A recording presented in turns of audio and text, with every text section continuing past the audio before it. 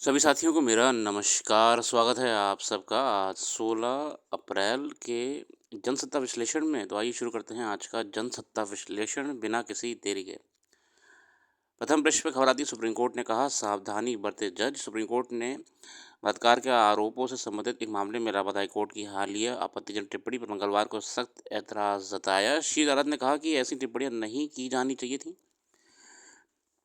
जैसे कि हम जानते हैं कि सुप्रीम कोर्ट भी समय समय पे हाई कोर्ट्स और विभिन्न लोअर कोर्ट्स को डायरेक्शंस देता रहता है कैसे एक एक कोर्ट का आचरण होना चाहिए। तो इसमें ये खबर बहुत महत्वपूर्ण है ही।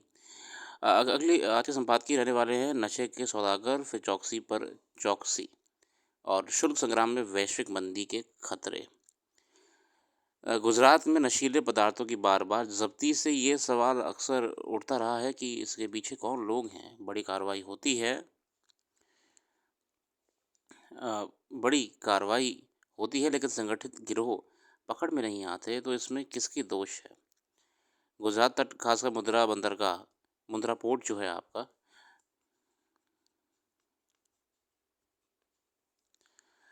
ज़रिए मादक पदार्थ भारत पहुंच रहे हैं तो स्वाभाविक है कि इसके पीछे यहाँ के गिरोह भी शामिल होंगे। इस बंदरगाह पर वर्ष 21 में 21,000 करोड़ की हेरोइन बरामद की गई थी। नशे की दुनिया के इतिहास में सबसे बड़ी बरामदगी थी, सबसे बड़ी बरामदगी। ये निराशाजनक है कि तटरक्षक बलों की चौकसी के बावजूद एक बार फिर अरब सागर में 1800 करोड़ का मादक पदार्थ जब्त किया गया है।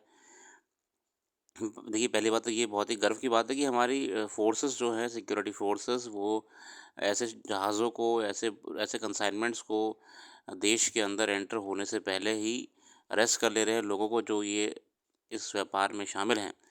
पर अभी भी एक बड़ा प्रश्न ये खड़ा होता है कि ये जहाँ से आ रहे हैं, जो पॉइंट ऑफ सोर्स है, उस पे किस दिन कार्रवाई होगी और जो गिरोह वाले लोग हमारे देश में बैठ के ये ऑर्डर लगवा रहे हैं, उनको किस दिन गिरफ्तार किया जाएगा।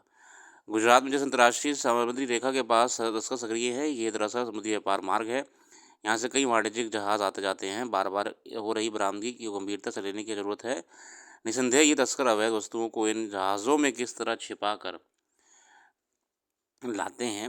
ऐसे में समझा जा सकता है कि अरब सागर किस तरह नशे के सौदागरों का प्रवेश द्वार बन गया है। ये देखिए संभव तभी हो पाएगा जब सारे देश मिलके ग्लोबली इस पूरी नेटवर्क को ध्वस्त करने पे काम करें। अगला है चौकसी पर चौकसी। ये पंजाब नेशनल बैंक कर्ज धोखाधड़ी मामले में मुख्य आरोपी मेहुल चौकसी, इनको बेल्जियम से गिरफ्तार करा गया। तो बेल्जियम में गिरफ्तारी के बाद भारत की बड़ी कूटनीतिक कामयाबी कही जा सकती है। चौकसी पर करीब 13,500 करोड़ रुपए की धोखाधड़ी करने का आरोप है। उन्हें पंजाब नेशनल बैंक के अधिकारियों से साठ गांठ कर ये पैसा विदेशी बैंकों में भेज दिया था। फिर इस मामले का पर्दाफाश होने से पहले ही करीब 7 साल पहले देश छोड़कर फरार हो गया। उसने पहले ही एंटीगुआ में निवेश का तर्क देकर वहाँ की सदस्यता ले ली थी।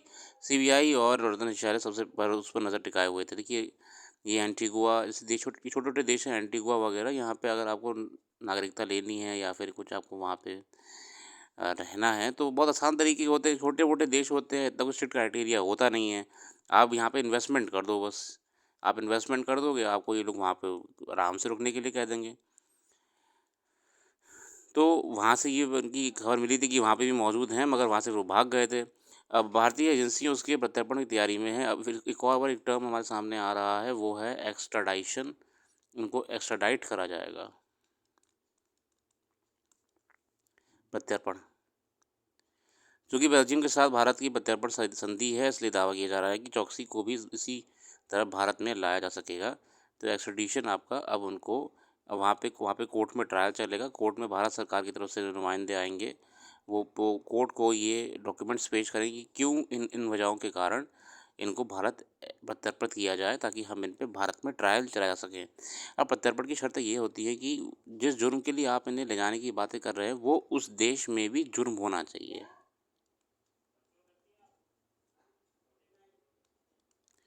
वो उस देश में भी जुर्म होना चाहिए और कोई भी पॉलिटिकली मोटिवेटेड ये अरेस्ट नहीं होना चाहिए। अगर कोर्ट को ज़रा से भी लगता है कि पॉलिटिकली मोटिवेटेड अरेस्ट है, तो कोर्ट वो एप्लीकेशन डिनाई कर देती है। ऐसा कई बार हुआ है। अशोक संग्राम से वैश्विक मंदी के खतरे, ये सत्येंद्र किशोर मिश्र साहब लिखते हैं।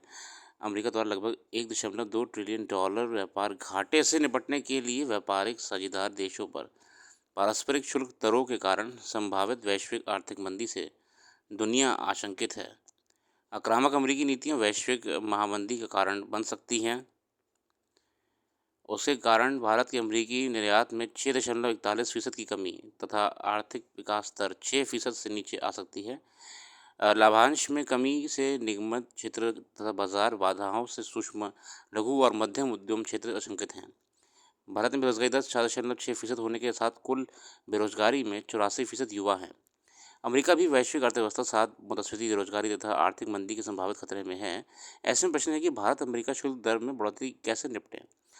देखिए, एक तरफ जहाँ अर्थव्यवस्था वैसे ही धीमी चल रही है, उसके ऊपर से बेरोजगारी बढ़ चुकी है, उसके ऊपर से अंतर्राष्ट्रीय व्यापार भी डाउन होने से कारोबार पूरी तरीके से चौपट होने की कगार पे खड़े हो जाएंगे। इससे क्या इम्पैक्ट पड़ने वाला है अर्थव्यवस्था पे और रोजगार पे। अमेरिका ने व्यापार घाटे पर काबू पाने के लिए व्यापारिक साझेदार देशों पर शुल्क दरों में 2 चरण में बढ़ोतरी की। पहला, सभी देश पर 10% आधार शुल्क, जो पूर्व की दर से लगभग 2.5% अधिक है। दूसरा, देश विशेष पर पारस्परिक शुल्क दरें, जैसे अमेरिका व्यापार घाटे को कुल आयात के दोगुने से विभाजित कर अजीब अंदाज में तय की गई है। पारस्परिक शुल्क दरों की घोषणा के साथ अमेरिका ने 60 देशों की जो सूची साझा की है, उसमें चीन और यूरोपीय संघ इत्यादि देश शामिल हैं। इन पर शुल्क दरें क्रमशः 34%, 20% तथा 46% प्रस्तावित हैं। अमेरिका ने व्यापार अधिशेष वाले देश ब्रिटेन, ब्राज़ील, सिंगापुर और कोलंबिया को भी इस सूची में रखा है। कंबोडिया, जिसकी प्रति व्यक्ति आय मात्र $3950 है, व्यापार घाटा मात्र 1% है, पर शुल्क दर 39% है, सर्वाधिक है। बांग्लादेश, जिसकी प्रति व्यक्ति आय $2770 तथा व्यापार घाटा आधा फीसद है, पर 37% शुल्क दर, जबकि थाईलैंड पर 44% दर लागू की गई है। भारत में समग्र सरकारी खरीद नीति के अभाव के कारण सरकारी खरीद प्रतिक्रियाएं एक समान नहीं हैं। भारत में बौद्धिक संपदा प्रवर्तन में अपर्याप्त है। भारत द्वारा खुदरा उद्योग में प्रत्यक्ष विदेशी निवेश पर कुछ प्रतिबंध हैं। बैंकिंग प्रणाली में सार्वजनिक क्षेत्र के बैंकों की शाखाओं तथा क्रेडिट बाजार में हिस्सेदारी 2/3 है। अधिकांश निजी बैंक भी भारतीय स्वामित्व में हैं। विदेशी बैंकों का हिस्सा 1% से भी कम है। भारतीय बीमा बाजार में सरकारी स्वामित्व वाले कंपनियां संरक्षण का लाभ लेती हैं। पारदर्शिता की कमी कानूनों और विनियमन को प्रभावित करती है। अमेरिका की भारत में घरेलू नीति विकल्पों के साथ साथ नियामक वातावरण का आलोचक रहा है। अमेरिका देखिए कई बार भारत की पॉलिसीज़ का आलोचना करी है, इस बार भी करी है कि भारत बहुत ही भारी शुल्क देश है अपने आप में। अमेरिका की थोपी गई पारस्परिक शुल्क दर वैश्विक व्यापार के लिए खतरनाक है। इसका आर्थिक विकास दर में गिरावट आ सकती है। कंपनियों का लाभांश घटने की आशंका से दुनिया भर के शेयर बाजार घुटने पर हैं। मुद्रास्फीति तथा अन्य मुद्राओं के सापेक्ष डॉलर की मजबूती से भारतीय जैसे देशों में तेल आयात मूल्यों बढ़ोतरी हो सकती है। दुनिया के किसी भी देश का आर्थिक भविष्य इस बात पर निर्भर करता है कि वह अमेरिका का आर्थिक संबंधों किस तरह निर्भर है, साथ ही नए व्यापारिक साझेदार और आपूर्ति श्रृंखला तलाशने में उसकी क्षमताएं क्या हैं। वैश्विक आर्थिक परिदृश्य इस पर निर्भर करेगा कि यूरोपीय संघ तथा चीन की प्रतिक्रिया कैसी होगी। वैश्विक व्यापार में अमेरिका की हिस्सेदारी 13%, यूरोप की 38%, एशिया की 38% है। यदि यूरोपीय संघ एशिया के साथ अपने संबंधों को मजबूत कर सके तो लंबी अवधि में अमेरिका पर निर्भरता कम हो सकती है। अब देखिए मैटर क्या चल रहा है। यूएसए ने एक तरीके से ग्लोबल ट्रेड कैप्चर करा हुआ है। सब छोटे छोटे देश इसमें पिस रहे हैं। यूरोप है, एशियन है, सब। अभी ये रियलाइजेशन नहीं हो रहा है अगर यूरोप और एशिया का साथ में मिल जाए व्यापार में तो अमेरिका की ज़रूरत नहीं पड़ेगी और अमेरिका को भी फिर हमारी शर्तों पे काम करना पड़ेगा। मगर ये सुनने में आसान लग रहा है। प्रयास करा गया था ब्रिक्स ने लगातार 3-4 साल एक प्रोपेगेंडा चलाया। ब्रिक्स जो संगठन है कि डी डॉलराइजेशन, आप ये गूगल करिएगा, डी डॉलराइजेशन। भारत ने भी इसका बहुत जोर शोर से स्वागत करा कि अब डॉलर को नहीं मानेंगे, हम ब्रिक्स की अलग से करेंसी बनाएंगे। और लगभग ब्रिक्स में सारे मुख्य देश आ ही जाते हैं, तो ब्रिक्स अब एक नई करेंसी बनाएगा और डॉलर को हटा देगा। पर अमेरिका ने एक झटका दिया और भारत ने पूरी चीज़ बदल दी। नहीं, हम तो नहीं कह रहे हैं डी डॉलराइजेशन भैया। और भारत क्या, फिर जितने देश खड़े हो गए थे ना डी डॉलराइजेशन सब पीछे हट गए। यहीं पे अमेरिका की डोमिनेंस जो है बहुत ज़्यादा है। फिर भी अगर यूरोप और एशियन देश मिल जाएंगे तो बाज़ार अकेले यूएस के फ्लक्चुएशन से बची रहेगी। अब इस पूरी घटना में पीछे देखिए यूएसए कितना ताकतवर है, छोटा-सा देश है, मगर पूरी दुनिया हिलाने में ताकत रखता है। भारत से अमेरिका को कुल निर्यात में 18% हिस्से के साथ इंजीनियरिंग सामान 26.8%, पेट्रोलियम उत्पाद 14.8%, औषधि 10% इत्यादि अ, मेन हमारे व्यापार होते हैं उनके साथ में।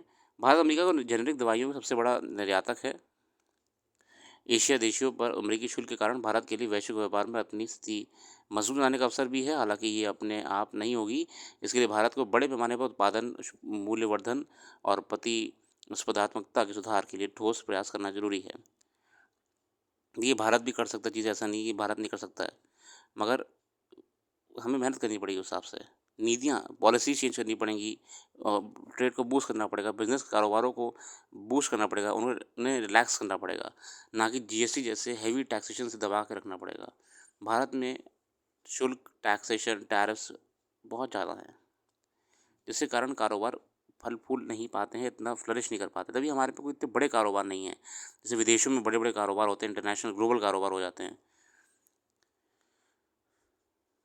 अमेरिका में मंदी आती है तो वैश्विक अर्थव्यवस्था के साथ-साथ भारत को भी समस्या का सामना करना पड़ सकता है। पारस्परिक शुल्क के फायदे नुकसान व्यापक होती हितों के परिप्रेक्ष्य में अमेरिका को समझने होंगे। भारत को भी एक ठोस रणनीति के साथ आर्थिक या कूटनीतिक विकल्पों के सहारे विकसित भारत के लक्ष्य को एक मजबूती से बढ़ाना होगा। बहुत बढ़िया संपादकीय है इस पूरी शुल्क नीति और भारत पे होने वाले असर को लेकर। आगे देखते हैं अंतर्राष्ट्रीय और आर्थिक जगत की खबरों पे कुछ। फिलहाल खेल जगत में तो खबर एक आपकी ये आई है, कल इम्पोर्टेंट है बहुत, कि रोरी मैकइलरॉय गोल्फ रोरी मैकइलरॉय, ये आप देखिए, मैंने मैंने इस चीज़ को लेके एक यूट्यूब पे पोस्ट भी डाला, कम्युनिटी पोस्ट। आप देखिए उसमें क्या है रोरी मैकइलरॉय और क्यों ये न्यूज़ में है। ये बहुत ही इंपॉर्टेंट खबर है, ये पक्का एग्जामिनेशन में आएगा ही आएगा। रोरी मैकइलरॉय कौन से स्पोर्ट्स चली गोल्फ ज़्यादा दिमागों में। और फिलहाल ये इस समय गोल्फ में इतने बड़े शख्सियत बन चुके हैं कि गोल्फ के पितामहों में अब इनका नाम भी आ चुका है। अगर मैं गलत नहीं तो मात्र शायद 6 लोग हैं, जिसमें 6वें ये हो गए हैं गोल्फ के मतलब किंग के रूप में जिन्हें माना जाएगा अब। फिलहाल इसी के साथ आज ही रखते हैं। अपना कीमती समय देने के लिए बहुत बहुत धन्यवाद। कल फिर आएँगे नई वीडियो के साथ, जुड़े रहिए। अच्छा लगे तो शेयर करिए और वेबसाइट को भी समय-समय पर विज़िट करते रहा करिए। Thank you.